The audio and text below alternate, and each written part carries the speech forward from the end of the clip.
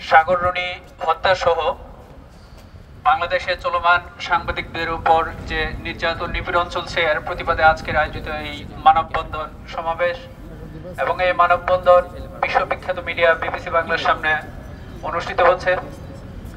আজকে এখানে যারা উপস্থিত হয়েছেন, আজকে এই মানববন্ধনের সম্মানিত সভাপতি সহ সকলকে জানাই আন্তরিক শুভেচ্ছা ও অভিনন্দন।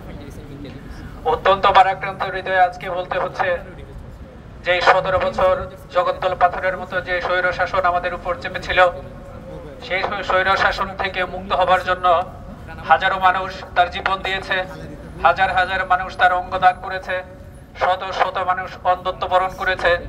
কিন্তু যেই স্বাধীনতা এবং যেই ন্যায় বিচার এবং যেই সুবিচারের জন্য এই মানুষগুলো আত্মাহুতি দিয়েছে, আত্মদান করেছে, সেই আত্মাহুতির প্রতিদান আমরা ভোগ করতে পারছি না।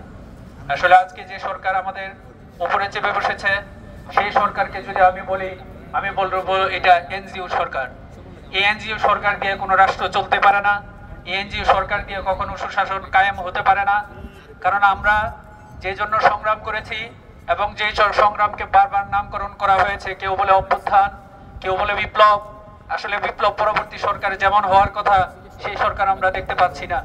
এই সরকারের কাছ থেকে বিপ্লবের যে প্রতিমূল্য, যে প্রতিদান যা এদেশের মানুষ আশা করেছিল তা আমরা পেতে পারিনি। আমার ইতিপূর্বে সকল বক্তাই অনেকগুলো ঘটনার উদাহরণ দিয়েছেন, অনেকগুলো ঘটনার কথা বলেছেন। গত 13 তারিখ গোপালগঞ্জে আমাদের যে ক্রীড়া সম্পাদক কেন্দ্রীয় স্বেচ্ছাসেবক দলের দিদার ভাই, তাকে পিটিয়ে মেরে ফেলা হয়েছে এবং এই দিদার ভাই হত্যার মামলা হয়েছে। ঘটনা ঘটেছে 13 তারিখ আর মামলা হয়েছে 20 তারিখ। আমি এটার তীব্র নিন্দা জানাই এবং এই দিদার হত্যার সাথে যারা জড়িত তাদের তীব্র বিচার, তাদেরকে অতি দ্রুত বিচারের আওতায় আনা হোক।